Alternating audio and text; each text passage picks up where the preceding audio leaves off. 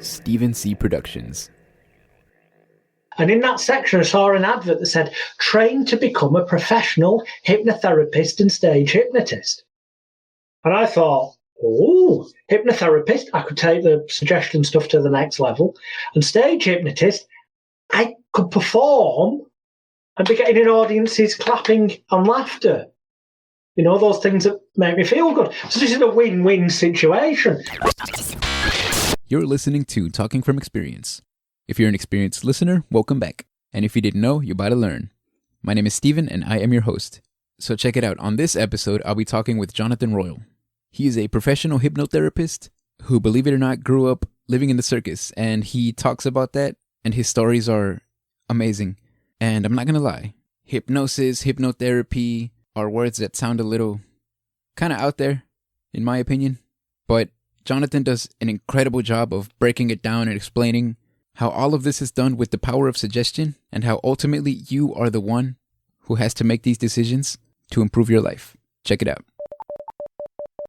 Where are you from and where were you born? Well, where I'm living at the moment is a place called Rochdale in Greater Manchester in England. But I was originally, I was born while my parents were travelling on Gandhi Circus in England, because my dad's a circus clown. And at the time, my mum was a whip-cracking, sharp-shooting Wild West cowgirl act on the circus. And apologies in advance to anyone who might hear this who's in Wales, but my dad didn't want me to be born in Wales, because that would have made me Welsh. Don't know what his issue is, but so therefore he left my mum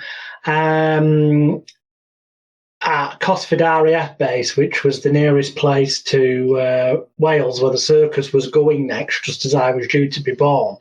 And ultimately I ended up being born at Cosford RAF base, even though I wasn't, you know, my mum and dad aren't military or anything, although there was a link to Cosford RAF base because my granddad, my dad's dad, and also his mother worked there in different roles. Hence, that's kind of how they managed to make it happen. That's where I was born in the I was going to say West Country, but it's not the West Country. That's where my mum is. It's the Midlands in England. So yeah, and then I spent the early years of my life moving around. First few years moving around from place to place each week because, well, that's what you do with the circus, you know. Wow, that's really interesting. So what are some of your earliest memories? Well, some of these will sound batshit crazy, and I can only say, hey, honestly, this is the truth, the whole truth, and nothing but the truth. And if you do some internet research, you'll see that there is evidence out there to completely back up what I'm about to say, because it does sound stranger than fiction. Some of the earliest things that stick in my mind, and I don't know if it's I remember them clearly as and when they happened, or if it's what we call reconstructed memory, a memory that's been formed by being told about these things by my parents and other individuals who witnessed them or were involved at the time. But in any event, the things that are in there, some random ones, well, one of them is that at the age of 4, whilst on the circus, I was playing hide and seek with the kids of the other circus performers. And I hid underneath a trailer, which is a caravan, living quarters for circus people. I lived under one of them, climbed under one of them to hide. And what I didn't realise, or didn't take into account because I was too busy playing the game and I was only 4, is that I'd crawled underneath the lion tamer's big living vehicle. And underneath this, he had chained up a baby, well, I say baby, it was fairly young, puma, wild cat. Wow. Who proceeded to want to play with me. And I basically, this ear, my left ear, where you might be able to see if I twist my head, or I'll come in a bit closer, I've got a hearing aid on there now, but that ear's got scars down the back, and so my head and my back from where claw marks. And I was saved in the nick of time, so I'm lucky to be here, to be alive. But in the process, this ear was ripped off and had to be stuck back on. So that's one bizarre thing that happened when I was young. Wow. Another bizarre thing. and if people are not in England, they may not have seen the adverts, but if you go on YouTube and type in PG chimps, Brook Bond tea adverts or chimpanzee tea adverts, you'll get these old adverts come up that were shown on British television. And there were chimpanzees in them dressed up as humans, and then they put voices on them, and there were comedy sketches and stuff.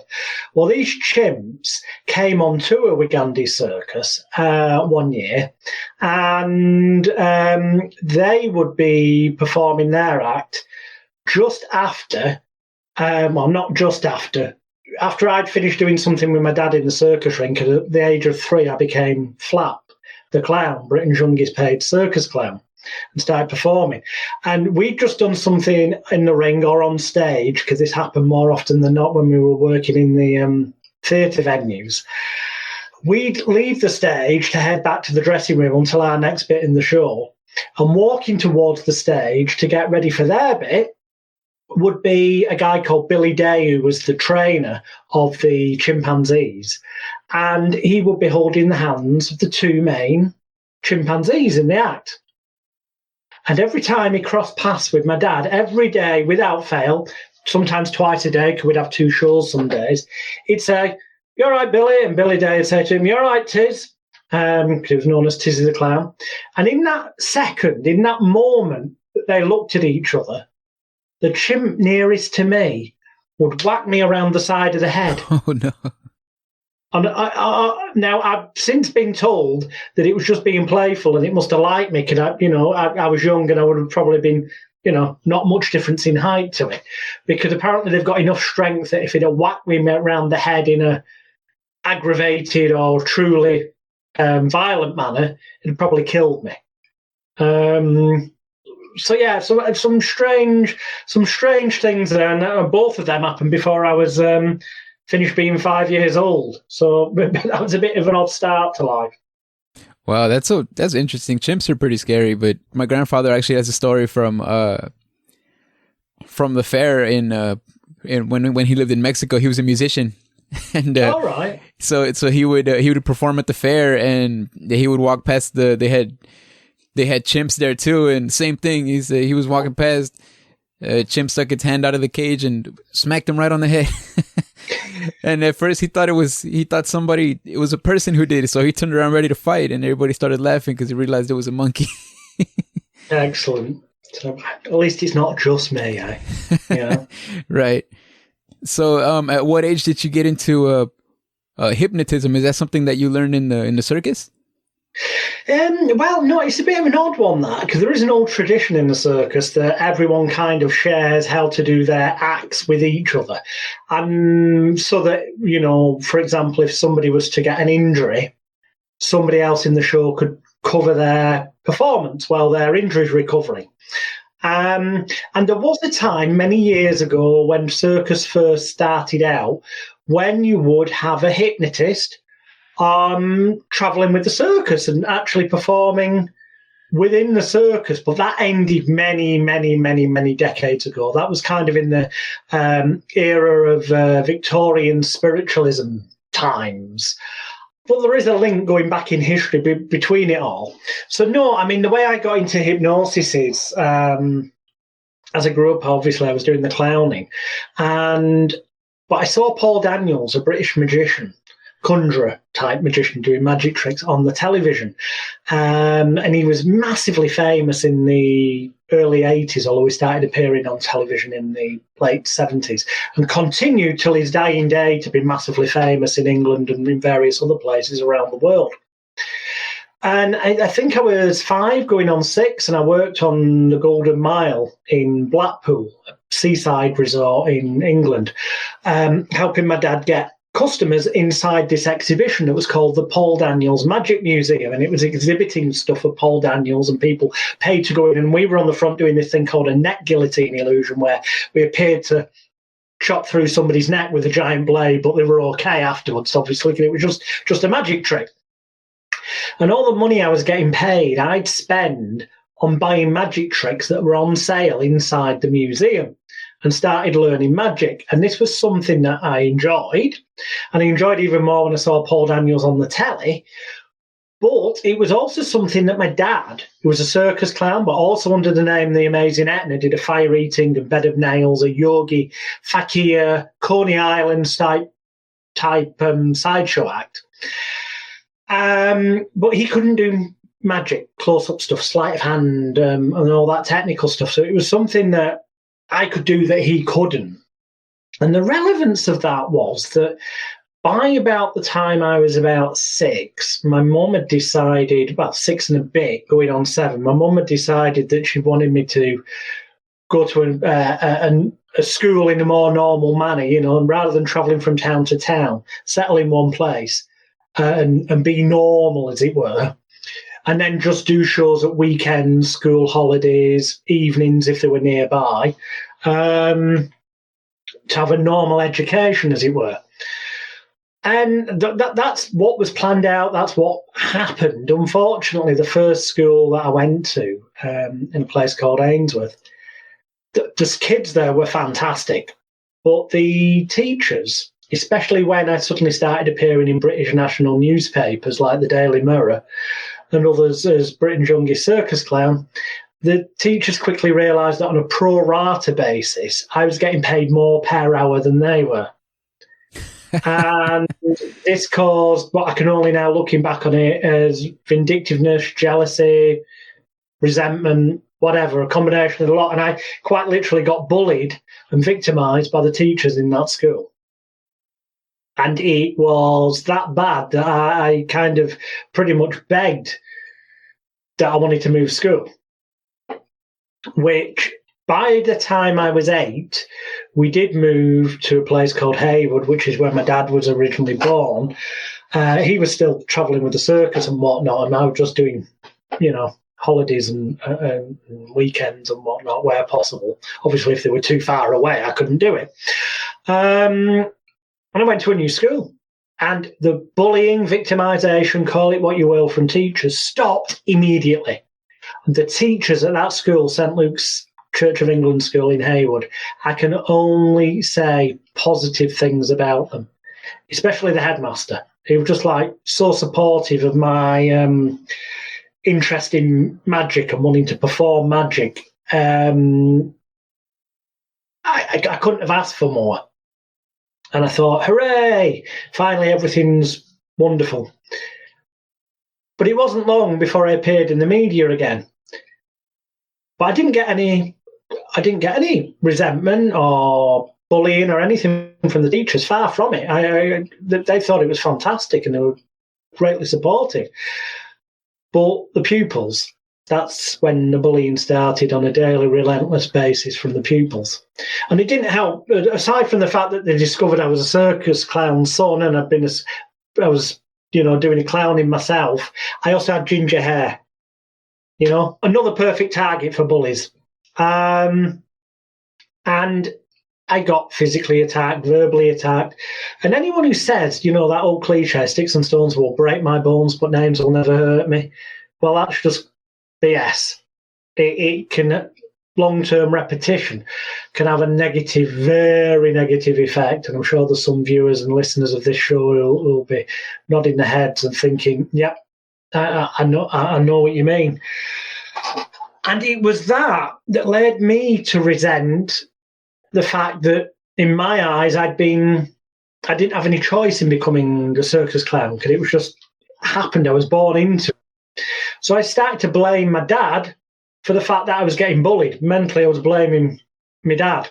So to rebel against that, I got to a point where I refused to do stick on the clown's nose and refused to be Flap the Clown anymore. However, there was a bit of an issue here. I, by now, was addicted to an audience clapping at the right times or laughing at the right times. Appreciation is a kind of a form of love and recognition, you may say. And so I still had that desire to perform. So I started doing the magic professionally. At weekends, after school holidays, doing paid shows. Bullying still continued, but at least I got some positivity from an audience clapping and, laughing at the right time and whatnot. Although it did continue, and just before I went to secondary school, or high school as they call it in the States, I believe, it got so much that one fall, I think they call it in the States, so wintry time, where it gets darker earlier in the day, and it gets much darker, much earlier in England, because you have far better weather in the States and elsewhere.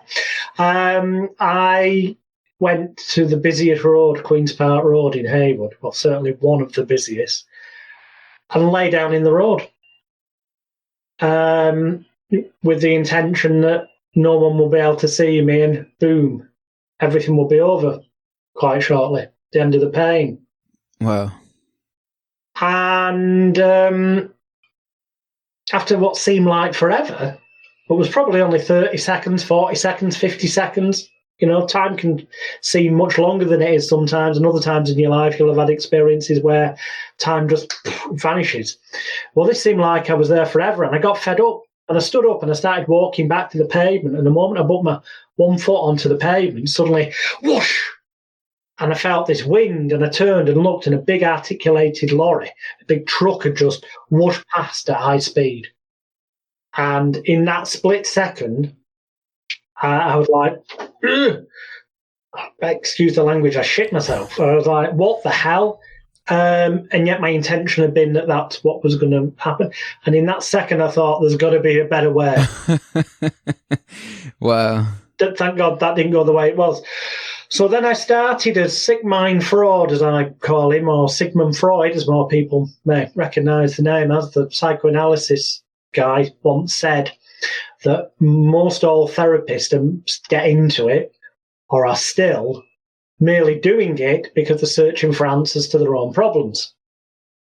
And I can't started on that path. I'm still doing my magic shows and stuff, but by now I'm kind of, I am 12 and a half, and I go to the library one day where I get magic books out of the adult library because my mum's had a word with the staff to make it possible for me to take out adult library books, even though I've only got a child's library card, because my sleight of hand was advanced and the books in the kids' library were no good for me. And I had to do a couple of tricks in the library, and hey presto, once they saw what I could do, they said, yeah, we'll let him take out adult library books. Now, where the magic books was in a section in the Dewey book numbering system, as they're used in libraries worldwide. There's a section called Sports and Pastimes, and that's where they put the magic and conjuring books. And just to the right of those books on the shelves was the self-help and popular psychology section. And one day I'm looking at the magic books, and I suddenly turn my head and I see the spine of this book in the popular psychology section, and it says on it, How to Win Friends and Influence People by Dale Carnegie. Wow. And I thought, how to win friends and influence people. If I can influence people to be my friends, they're not going to hit me or bully me. So I get the book and I read it. Spoiler alert, this book by Dale Carnegie, it's a cracking book if you're an adult and you apply it with common sense. If you take it too literally and or you are too young trying to use it on children, the contents don't work, as I quickly found out. So I was somewhat disappointed that this didn't work the way I thought it would. However, I discovered the popular psychology section. And in there was another book, which, as I recall, was called something like Day by Day, I'm Getting Better and Better, or something like that. But it was by one of the founders of behaviorism psychology, not Ivan Pavlov.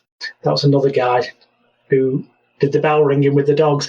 No, it was Émile Coué, a French guy, Émile Coué, who's most famously known for the positive self-affirmation of day by day, in every way, I'm feeling better and better, or day by day, in every way, I'm getting better and better. And studies have been done on his self-affirmation and the fact that people saying this, say around a dozen times, first thing in the morning when they wake up, and they're still in what is known as the hypnopompic state, which is that transitional period between opening your eyes and still being half asleep and actually being fully alert, conscious. And then also at night time, just before, when you've got past the yawny state, just before you transition to going sleep, That's called the hypnagogic state. And those are the times when the critical faculty, analytical area of the brain, or as I like to call it, the nightclub bouncer, the gatekeeper, kind of goes to sleep and allows you access into your unconscious mind, your subconscious mind, your imagination, call it what you will. So that new programs can be put into your personal laptop computer. And with repetition of doing this over the course of a week, a month, a year, truly life-changing occurrences can occur as long as you phrase the affirmation correctly. That's why self-affirmations don't always work for people, because there's also a real truth that you get more of what you focus on in life. And quite often people say to themselves, I don't want to be poor. I don't want to be poor anymore. I don't want to be poor anymore. And what you're really saying to your mind is that it's possible you could remain poor. You're entertaining that idea. Whereas if you were to constantly give yourself the positive affirmation of, I become richer, wealthier, and more abundant on a daily basis. It's not saying by how much, so even if it's only a little bit, which is believable to the mind, you're not saying you're going to become a millionaire overnight. That's not believable. It'll be rejected. But I become and continue to become wealthier, happier, and more financially abundant on a daily basis. Well, that's making you focused on drawing that towards you. And this is where a lot of people misunderstood things like The Secret and the law of attraction. It does work, but the reason it fails for the mass majority of people is because they're not precise enough in the affirmations they put out into the world. Some would say, but actually it's going to your personal laptop computer. That's what you need. That's what's really happening. Once you change your mind, then the external results can change as well. So, yeah, MLQ's book, I started using that and it made me feel better. So it helped me deal with the bullying and the depression and stuff, which was great. But also in there, I learned a thing called the law of reversed effort, or as in NLP, they refer to it, what resists persists. You get more of what you focus on in life. So a link to that as a side thing is what I call the Yoda principle. Yoda from Star Wars, he says, do or do not, there is no try. Right. The reason he says that is if you try to do something, you're entertaining the idea that it's possible you may fail. The word try is a negative suggestion. That's why when you see a stage hypnotist, and, when I do a stage hypnosis show, I might get people to put their hands together and suggest to them that they're locking, gluing, welding, cementing, bolting together so that they're stuck fast tight. Now just try to separate your hands, because that word try implies to the person that it's possible they may be locked. So when the mind latches onto that idea, it becomes their reality that their hands are locked together. So I learned this in the MLQA book, and I thought, I've nothing to lose. These bullies hit me every day anyway, pin me against the wall. So I did. So the next day, with nothing to lose, when I got pinned against the wall, I immediately just said, what are you waiting for? Because normally they would pin me against the wall and then start verbally bullying me, getting their entourage to laugh. And then after a bit, just before they walked off, they'd hit me. And then they'd all walk off laughing. So I didn't allow that to happen. The moment I was getting pinned to the wall, I said, what are you waiting for? Forget all your nonsense. Why don't you just hit me now? Go on, try, do it now. Come on, try and hit me. And what happened was I saw a kind of glazed look go over the person's eyes, and this kind of, I don't know if I can do it staring at myself, but it was like, what the hell's going on? Literally, their eyes just, you could see they're trying to mentally process. It's like they were getting sensory overload. Now, I've since learned that as well as them reacting to the try suggestion, which implied it would be likely they wouldn't be able to hit me, this, because it was what they call a pattern interrupt in hypnosis and NLP, it didn't follow their daily pattern, their daily routine. Normally, pin me against the wall, verbal bullying, hit me, walk off, laughter from their entourage. No, I suddenly said, go on, try and hit me. Why don't you do it now? Totally interrupted their pattern of thought. They didn't know what was going on. It caused disorientation and confusion. And that disorientation and confusion and sensory overload It made them feel really uncomfortable. And they let go of me, walked off with an entourage, the cronies, and just turned back and went, "Don't effing," they swore, "I won't, don't effing come near me again." I had no intentions of doing. But they never came near me again either. And the bullying from that person stopped that day. Now, there were still people who gave the odd bit of verbal bullying, but life improved immensely. And that's when I thought, wow, there's something in this power of suggestion. And it made me feel better through the affirmation techniques, but it helped me end the physical bullying side of things. And that's when I saw an advert in a thing called Exchange and Mark magazine in England, which used to have different sections in different colours. So the green pages were home and gardening supplies. The blue pages were business opportunities. And in that section, I saw an advert that said, "Train to become a professional hypnotherapist and stage hypnotist." And I thought, oh, hypnotherapist, I could take the suggestion stuff to the next level. And stage hypnotist, I could perform and be getting in audiences clapping and laughter. Those things that make me feel good. So this is a win-win situation. I send off a stamped addressed envelope to get, because this was pre-internet days. This was 1988. I was 13 at the time, or 13 and a half, thereabouts. And the prospectus came back, and at the time, the course was going to cost £125 United Kingdom sterling, which is quite a bit of money back in 1988. But obviously, I was earning because I was doing my magic show. So I had the money. I invested it. I lied about my age because it said you had to be 18, to do the course. So I lied about my age. I'm sorry. I do come clean about that in a minute. So those people involved know what happened. And I did this correspondence course, took the exam, and I passed with flying colours and got awarded membership of the Association of Professional Hypnotherapists and Psychotherapists that was founded by a gentleman no longer with us called Dr. Brian Howard. But I felt guilty once I'd passed and my certification had arrived through the post because we were supposed to be 18 and I wasn't, and I was scared of getting found out. So I contacted Brian and I came clean and expected him to say, well, your certification's invalid because you're not 18. And in England, there is a law that says you have to be 18 to be hypnotised. However, it turns out there's no law that says you've got to be 18 to be a hypnotist. And because of that, and also because I passed with flying colours, and because I come clean, Brian, thank you so much. He's no longer with us, but he turned around and said, let me send you a new set of certificates that reflect your correct age.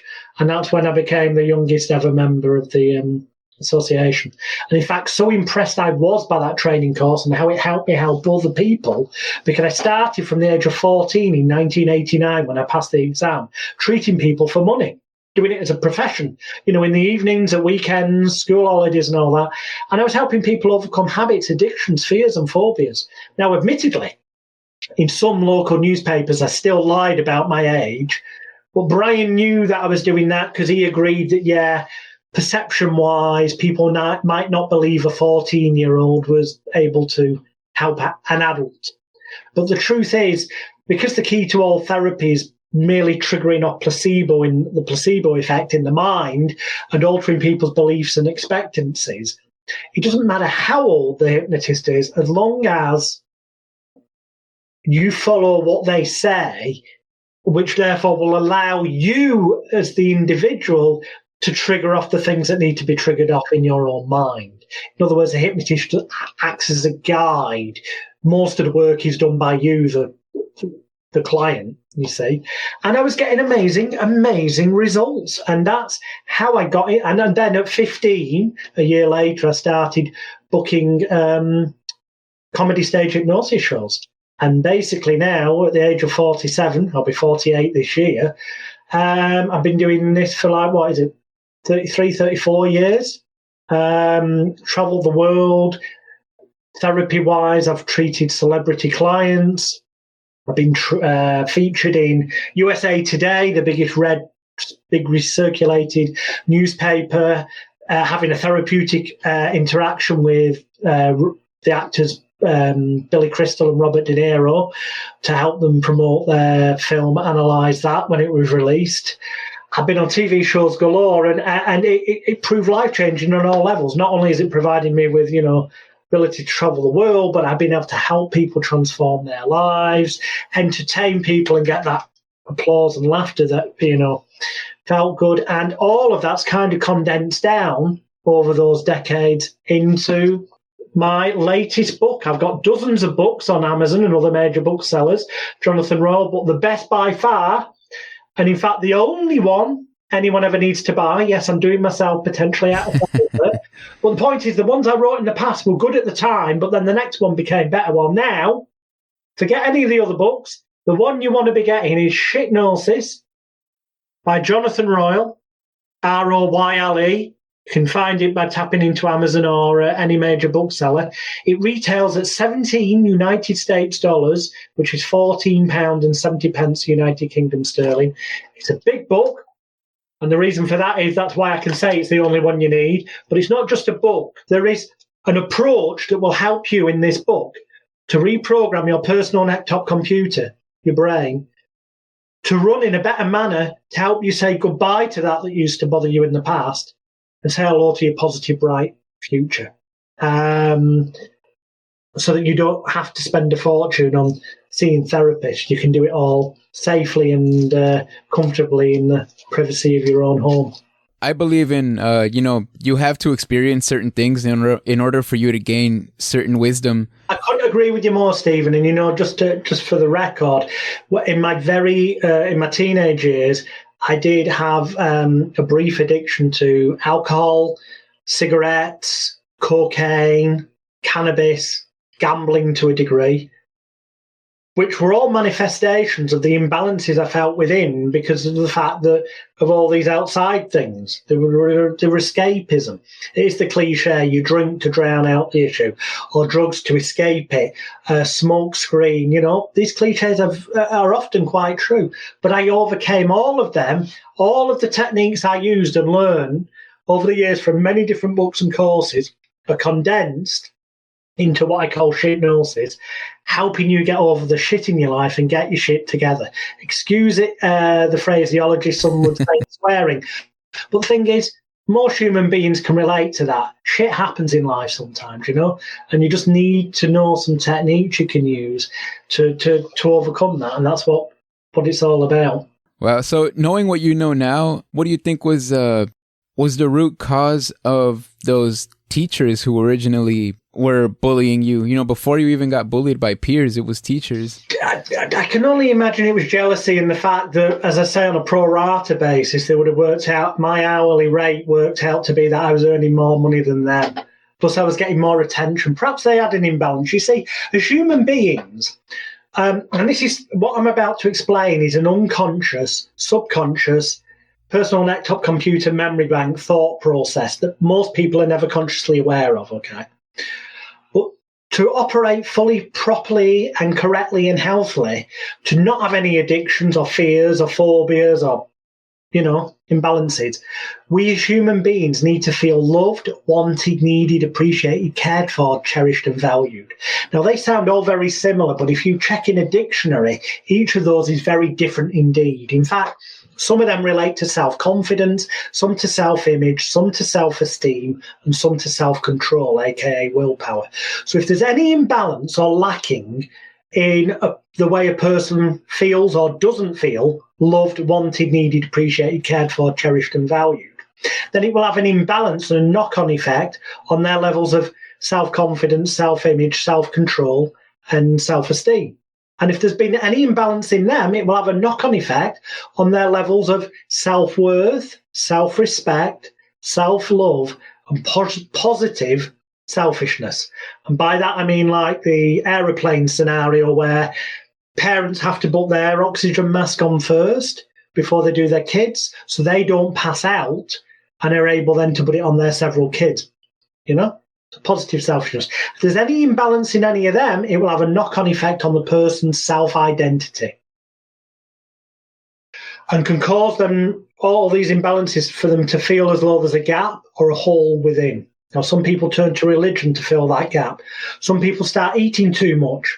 Some people drink to try and fill it up. Some use smoking to create a smoke screen and escape the fact that this gap or imbalance. But the best way, and the only truly sustainable long-term way, which is what this entire book, Hypnosis, is about teaching you, is techniques to enable you. And it doesn't have to have any basis in reality, So what I'm about to say can even apply to someone who would prefer to be a loner and an introvert. Because feelings are imaginary. They're just within,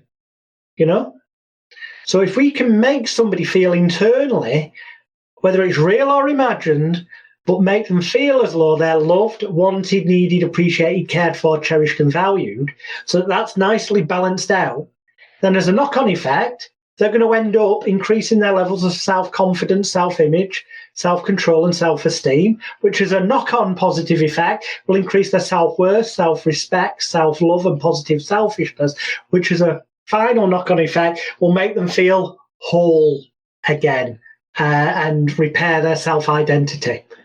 So that they no longer need, want, crave or desire for that used to bother them in the past or that they used to be addicted to in the past. And they can move forward as that confident, happy, healthy, relaxed, individual, whole person that nature always intended them to be. Right. Yeah, I love that you brought up the affirmations or people saying that the affirmations don't work or doing them incorrectly, because I have heard that before that, there's I've heard the example of, the teenage girl who doesn't feel pretty or what have you. And so she wakes up in the morning and all she says, I'm beautiful. I'm this, I'm smart. I'm important. And it's like, sometimes the reason you're standing there saying those things is because, you don't feel that way. And, it can have a negative effect, like you waking up every day and saying the same thing. It can have a negative effect when you're only trying to do it consciously, because again, implication, it might not work.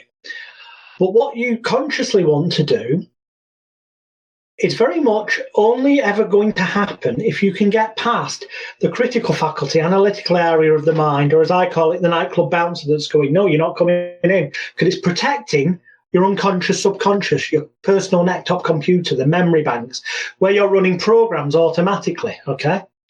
And if those programs that are running automatically are ones that are a result of imbalances being caused over the years, mainly when you were younger, for example, that you're not consciously aware of, the fact that consciously you want X, Y, Z to happen, it doesn't matter what effort you put in. Yes, you might have a short-term success, but eventually people relapse or it breaks down. That's why New Year's resolutions often fall apart, because what you're consciously trying to do is in conflict with the programs running in your top computer. So what you have to do is use a process to put the doorman, the critical faculty, the analytical area to one side to allow you, it's like turning a key and getting through the safe door, allowing you into the computer to delete those old negative programs and replace them with positive ones. And whilst you're there, heck, install some positive mental antivirus software for the brain so that then you can start doing things that you wanted to do consciously, and they'll be in alignment and in harmony with the computer programs running in your brain. Hence, there's a section of the book, I can't get that because the light's too close, but it's called the Mind Bleach Mental Antivirus, and BLEACH, bleach, stands for buried and layered emotions and energies, altered, accepted and cleansed healthily. And it's techniques you can use that kill 100% of all known negative mind patterns. But that's just one section of this book. There's dozens of techniques, something for everyone. It's the only self-help or personal development book you'll ever need. And yes, there is a section that tells you how to structure affirmations or positive self-suggestions correctly, how to word them for maximum effect, but most importantly, how to get that doorman to go and take a coffee break so you can get past the critical faculty of the brain and into the computer control rooms, delete the negative programs, put in new positive software, and install the antivirus at the same time. That's really cool. All of that sounds really helpful, actually. I've never heard anything. I've never heard anything about hypnosis being broken down like that. So, I mean, I appreciate you for coming on and taking the time to explain it. Thank you so much for having me on, Stephen. Yeah, I mean, thank you so much for explaining it so well. I was thinking to myself, I might have a hard time following or something like that. But, you know, all of what you've said makes sense. Thank you, Stephen. It's been a pleasure. Likewise. When this goes live, please do tag me and I'll share it all around social media far and wide. And anyone watching this, please do like this, share it for Stephen. He's a great host. It's a great show. Share it far and wide. And, you know, because this can help other people as well. And don't forget, it's time to get over the shit in your life. Hypnosis by Jonathan Royle. Awesome. Oh, one other thing. There's a free video that will help people. It goes more into what the imbalances are. A 4-hour free video at ultimatehypnosiscourse.com. All right. I'd like to thank Jonathan for taking the time to be on the show. That was really fun. Links to all of what we talked about in the episode will be in the show description. Thank you so much for listening till the end. First one of the year, y'all. And more to come. I hope you enjoyed. Don't forget to follow the show on Instagram, TFXPod, TFXPOD. Feel free to follow me and reach out to me on there with any of your comments, suggestions, questions, complaints, all of that good stuff. So I hope to hear from you, and we'll talk next time. Bye-bye.